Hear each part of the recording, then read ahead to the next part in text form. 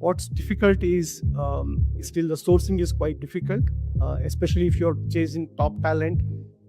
If you're in an industry where the talent matters more than anything else, then I don't know yet if AI can effectively replace a human sourcer talking to somebody, wooing them, coaxing them, through multiple strategies. That's something which is going to be hard.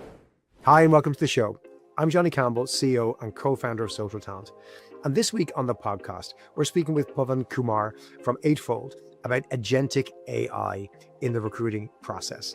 This is going to be an exciting episode. Pavan has loads of interesting stories and experience to share. Many of you are going to be, wow, really? Can you do that? I don't want to do that. I do want to do that. I'm really hoping you have those emotions. And Pavan's going to give us a real practical insight in terms of how his team are using agentic AI at the moment.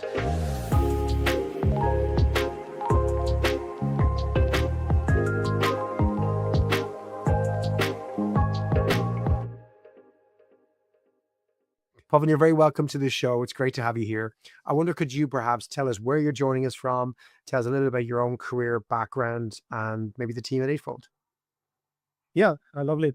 Johnny, thanks so much for having me. And it's a privilege to be talking to you and your business here. So I'm joining all of you from Bangalore, India. I head the global talent acquisition function at Eightfold. A bit about Eightfold, if I can share, before I jump into my career background. Eightfold is a 10-year-old startup in AI. We're headquartered in Santa Clara Bay Area, with offices in London, Bangalore, Noida, and elsewhere. We're backed by founder, venture firms like SoftBank, Lightspeed, City, and several other such storied backers. We sell to large enterprises. If I can count some big customers like Coca-Cola, there is Starbucks, PayPal, Ericsson, Department of Labor, Department of Defense. And as you can see, these are really very different kind of customers that we sell to. There are mining companies, the retail companies, big pharma companies that we sell to. So the product is really um, tracks the talent life cycle from acquisition to management, development of talent. So it's not like a classical CR and ATS. That's sort of the background I want to give. To also pioneers in the area of employing AI for matching, skill development, skill taxonomy, and now agentic AI. And I'm sure that's where we will spend most of our time today. A bit about me. I've been with Eightfold for last 4 years. I joined to scale the India operations, but after a year, I got the opportunity to lead the global TA team here at Eightfold. Prior to Eightfold, I was with a company called Akamai Technologies. I was leading the TA there for APJ. Before that, I spent a decade at Juniper Networks, another Silicon Valley, storied company. That's where I, cut my teeth, so to say. And this has been my journey so far, Johnny. Anything else if you want me to add? I'm happy to double take on that. Give me some context on, so as the VP of TA in a software company in our sector, it's kind of a unique one, right? Because a lot of folks listening might be customers or they might be looking at Eightfold as a product, and you run the recruiting team there. So, tell me about that recruiting team, its size, where are they based, what kind of roles are you hiring for? Yeah, so we are, as I mentioned, we are in Bay Area, Bangalore, and London. So I have recruiters in all these locations. We are at 25 member team right now. I have recruiters in Bangalore, recruiters in Bay Area, the few remote recruiters in the US on the East Coast side. I have recruiters in London as well. We also have a global sourcing practice in Bangalore. So this nimble team supports all the recruiters in terms of early sourcing, lead generation, community building, all of that good stuff that eventually translates to a great talent. Plus, we have a college recruiting leader here in Bangalore, again running the global charter for us. We recruit from top colleges in India, what we call day zero recruiters, of the early ones to get a stake. So roughly this is how the team has been, designed or shaped. So, Pavan, you're in this unique situation where you're not here today to sell as Eightfold or talk necessarily about Eightfold as a product. Um, you're here representing your peers in TA. You run recruiting, but uniquely in a company like Eightfold that builds technology for recruiters, you must have a kind of benefit of maybe being customer zero or getting the inside track on new products. So how does that work? What's that relationship between your team, you, and the product teams? Well, it's very fascinating, and I always consider it as a privilege of for me and for my team to be able to partner so very closely with our engineering team, the customer success team, the sales team. The, my team touches all these, the entire product life cycle, right from design of the new features, new products, to the deployment, to the selling, to the post, deployment care that we give to the customers. Now I can double click on this one, right? Like, we have several product managers within the company. They are owning several parts of the product. Like there is a product manager for AI, there are product manager for sourcing experience, product managers for career side. The way we have shaped of the structured that the arrangement is one of the recruiters owns one of those streams, like almost like they're associate product managers for that product manager. And they work very closely with these teams or their team to one, provide early design feedback. Second, provide validation of the design itself, the user research, the nuances, making it even more sharper and more perfect. Uh, as an example, I can give you, just last month we launched the AI recruiter, and we've been part of daily stand-ups, design reviews, metrics evaluation, fast loop closing of all the feedback. So there's a lot of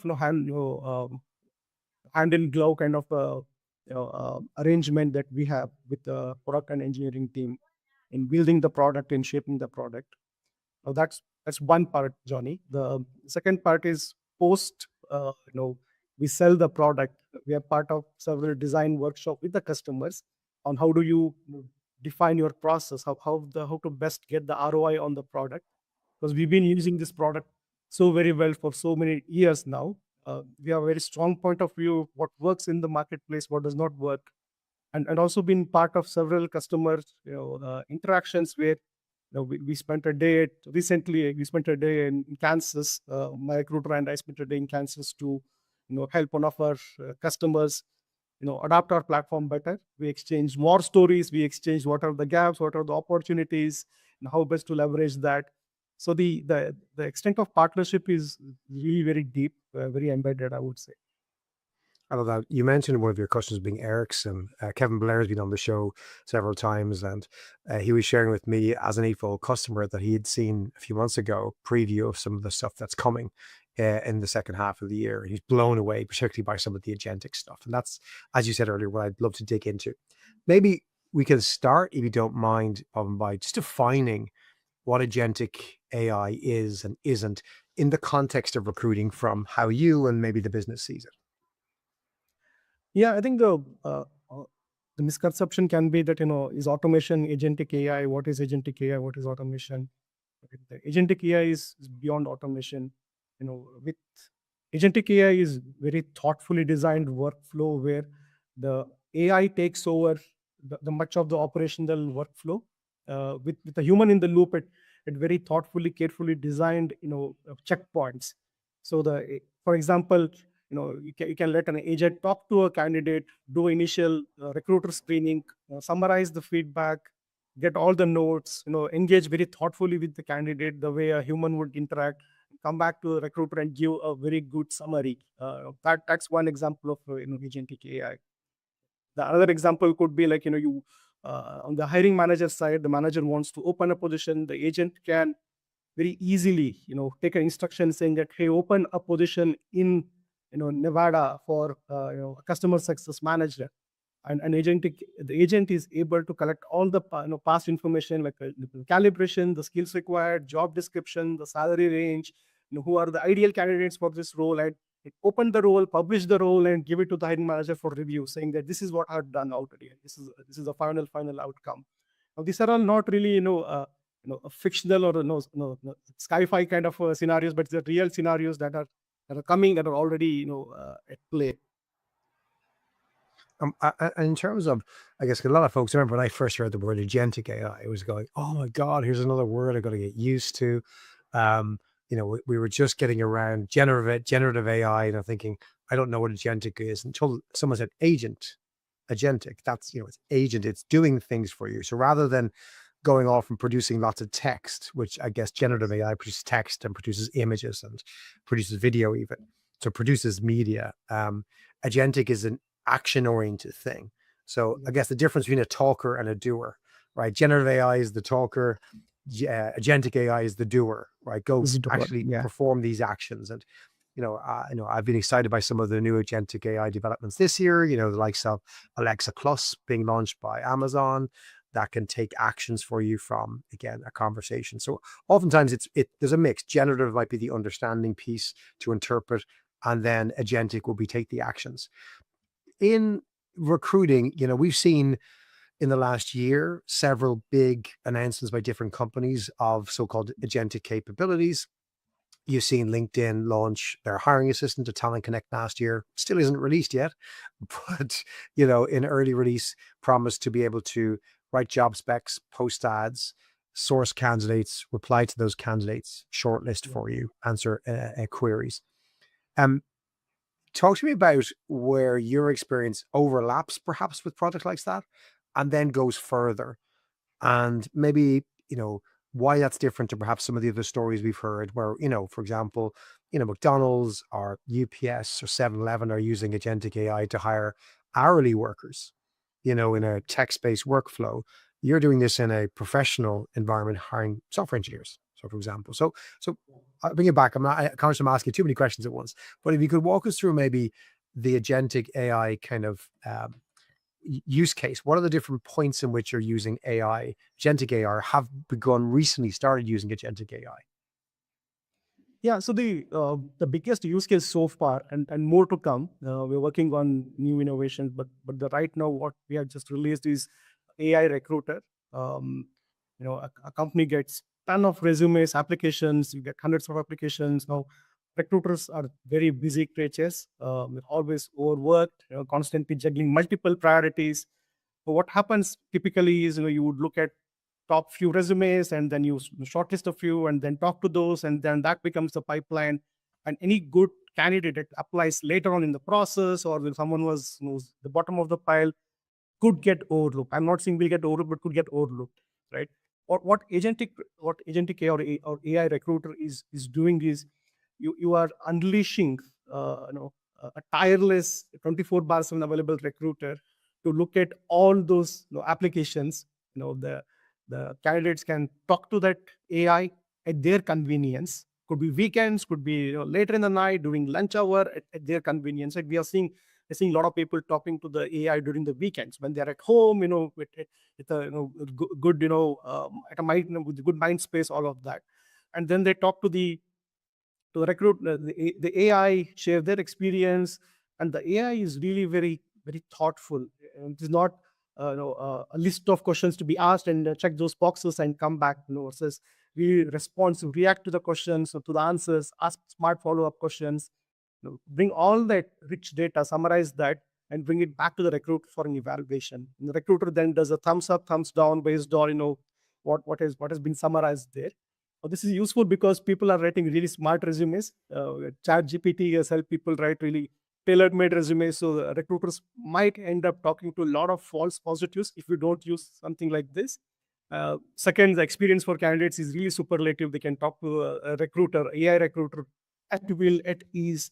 All right. And we have seen people asking for a second chance to the AI, saying, sorry, I'm not fully prepared today. Can I talk to you tomorrow? And then they can go back to the same invitation, click on it, and talk to the AI recruiter whenever they want. So these are really very candidate experience enhancing, recruiter experience enhancing features that we are building. But the question could be, what would recruiter do? The recruiter is actually then able to then distill that pipeline, talk to the really good or the really matching 3-4 candidates, invest all their time in prepping that candidate, understanding that candidate even better, ensuring they get a white glove treatment and they're successful. Let's say at scale, this is going to do wonders for all the experience, and we are ensuring there's a human in the loop to make decisions. So AI is not saying this candidate is good or bad. We are not there yet. All we are doing is getting really insightful comments about the candidate's experience, about their background. They're very structured, consistently applied in a rubric format back to the recruiter. So taking, let's say, an hour-long interview and distilling it into the key information you can summarize and absorb in 3 to 4 minutes as a human, and compare, as you said, a standard rubric of information for every candidate, regardless of how they structure their resume, because the interview, the agent is conducting a consistent interview. You're capturing the same data, or at least asking the same questions consistently of everybody and using those data sets to review. And then, to your point, the human still makes the decision: is that a good or bad answer? What's the Yes, weighting? Who do I progress, etc. So that's when, correct. when you And talk about, if I can add one more point to that, Johnny, about the hmm, questions that are being asked, right? The AI is tailoring the questions based on one, the candidate's resume, their background, and the job description. So it's not one template question are hmm, being asked to every candidate. It's actually very thoughtful. If hmm, he's talking to me, if he'll say, "What did you do at Akamai? What did you do at Juniper? Why did you choose this path? Why not hmm, that?"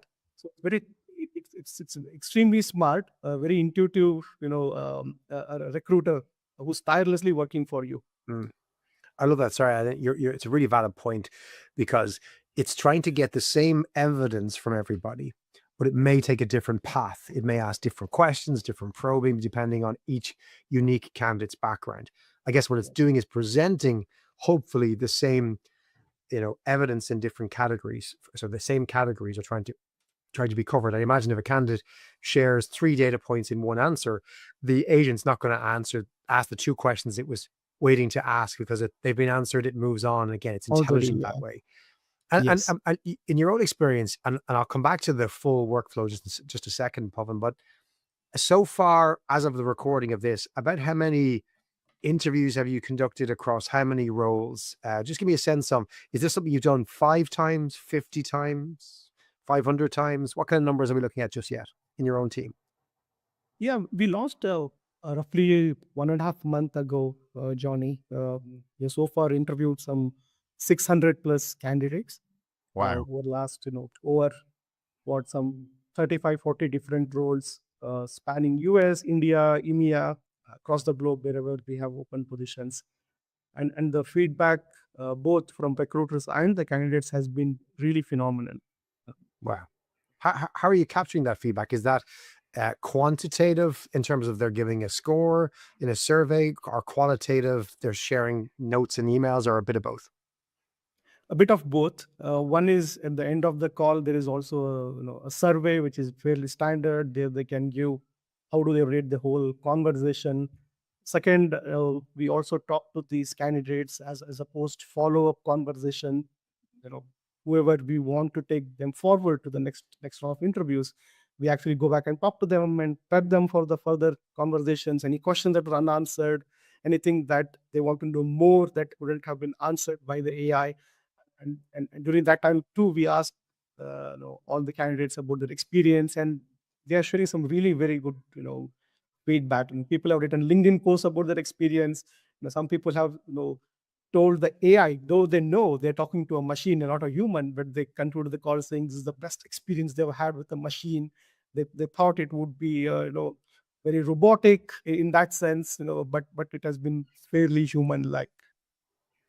I know most recruiters, when you talk to them about this concept, if they haven't already done this, so most of them haven't, recruiters conceptually and recruiting leaders conceptually will say, I can see how AI can schedule interviews. I can see maybe how AI can source, maybe even how AI can write emails and respond to candidates.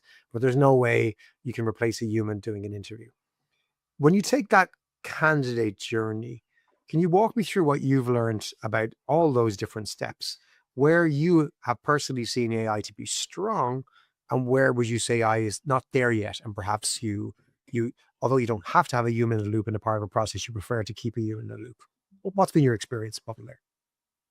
I think the curiously enough, right? if you have more than one human in the loop, it is difficult for AI to do an efficient job. For example, scheduling of an interview. If you look at your own calendar, it's so very difficult. It's all chock a block. It's all blocked, right? There is no place. And a human coordinator can call you and say, hey, can you move your this meeting? Can you move your lunch, or can you move this one in inside an interview? With AI or with automation, what happens is it can only look at the vacant spots. It can be 1 week from now. It may be convenient for the candidates. So that's it's a very hard problem to solve if you look at it that way. So the scheduling is a harder problem. That's where we are also trying to introduce a functional interviewer, like not just the recruiter, but also the AI can talk on behalf of the hiring manager, Mm. right? And that's again very similar benefits. At will you can talk, you can scale that to hundreds of candidates. So it's another great experience for everyone there. Well, again, the human in the loop still decides whether this is so the right answers. Do we have the right background and everything? So the difficult part is the scheduling part. Funnily enough, the interviewing part is fairly straightforward.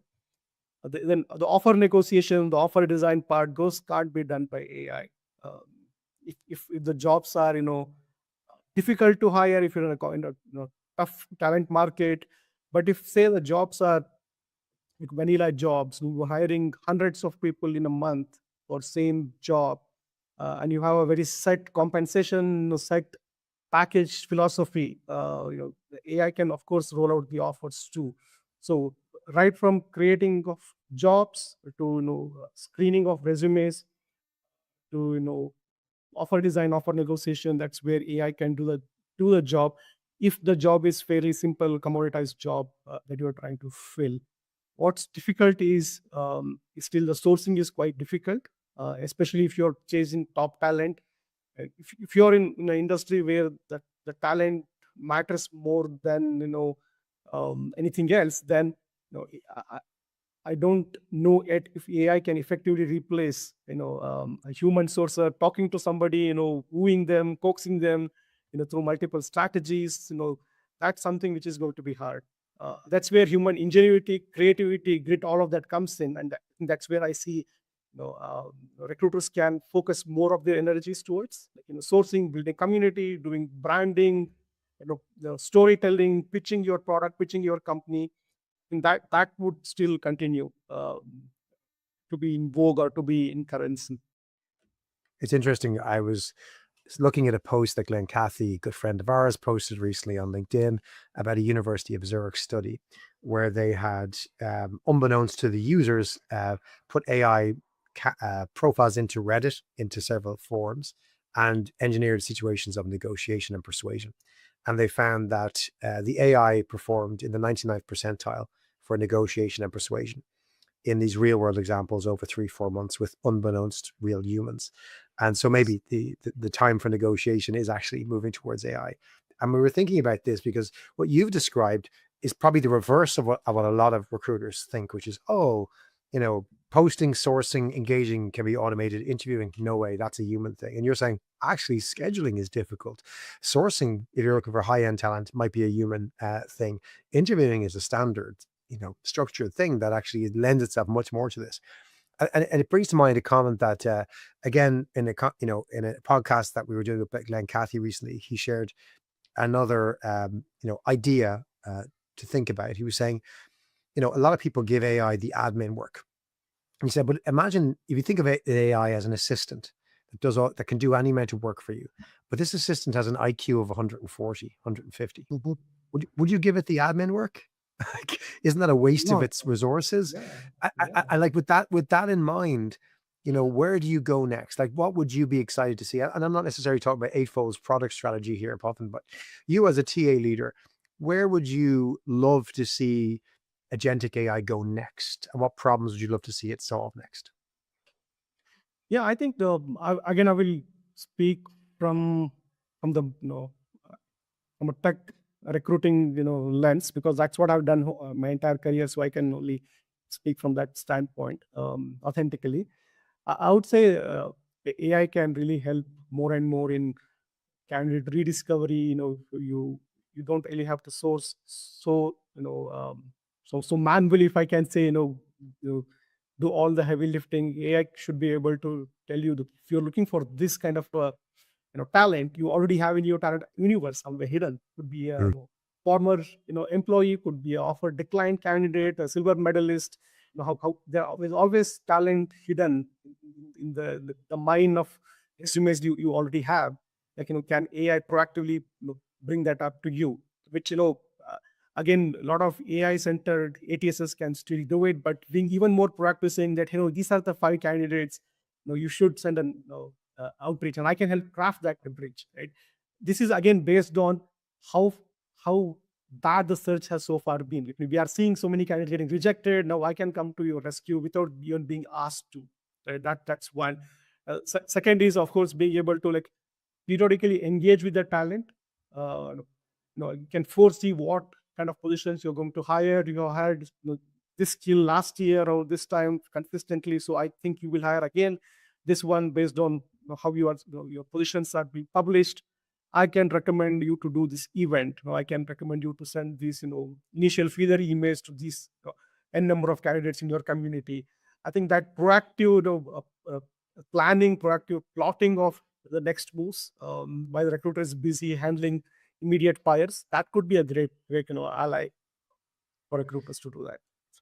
I wonder, could you see a world where, these recruiting agentic AI recruiters get connected to the HRIS and they're able to review quarterly review data and employee feedback surveys, and again begin to predict based on employee sentiment what departments might have needs coming up in the next 6 to 9 months. Attrition, Might yeah. get a bit scary for folks. The opportunity is there. I think the technology can do it. It's just a case of where, will humans want to have it do that, essentially. Before we kind of conclude, it'd be remiss of me not to mention guardrails, responsible AI practices. So, maybe you can give me a brief overview just in terms of how the Eightfold product brings responsible AI into place, but maybe how do you also then bring that into your processes with your recruiters and your team? So maybe if you can share with me those two angles on responsible use of AI as you see it. So it's a very important topic, Johnny. Thanks for bringing it up. In the product design itself, we have been very deliberate in ensuring is a human in the loop to make a decision. So it's not the machine is not making any decisions there. It's all inferences, it's all recommendations, but never a decision. That's one. The second is the AI that we have is completely explainable. We can actually show you why we are recommending a certain thing, like what are the factors going behind it, and you can always audit that. The third thing is we have a lot of external audits, internal audits, a lot of transparency. We have an AI ethics council. The council is helped by people from OFCCCP. There is no EEOC, a lot of regulators advise us on how we are using AI. We are advising the governments like New York State on how to use AI for employment. So there is a lot of leadership that Eightfold is showing in terms of being at the forefront of responsible AI. So that's one part of the whole product, the way we are designing the product itself. Second part, in terms of processes, also we are ensuring that people get, uh, you know, opportunities to opt out of AI. Somebody says, I don't want AI to evaluate anything, be it my resume, be interviewing, any touch point. I want an AI free journey. We ensure that they get that opportunity to be able to do that. The in terms of feedback surveys, all the the metrics that we have to measure the experience of candidate, that's really very transparent. We keep a very close tab on what people are saying and how we can provide any opportunity to redress any of the grievances that people may have. A very thoughtful approach, both from the company and your team. And Paul, I really appreciate you sharing that. Final reflections. If we have leaders listening to this call, some skeptical, some excited, but they want to try and experiment at least and begin their journey with piloting agentic AI, what advice would you give to folks, regardless of what system they're using or technologies they might have in front of them? Um, do you have any advice you could share with other leaders around your journey, what you recommend others do, how to approach beginning to roll out or experiment with agentic AI? Yeah, I think one I think it should be all centered around building trust. Trust in terms of the technology that is being used. Can you trust the recommendations? You validate that the systems are really well built, well designed. Second is build trust in the end user.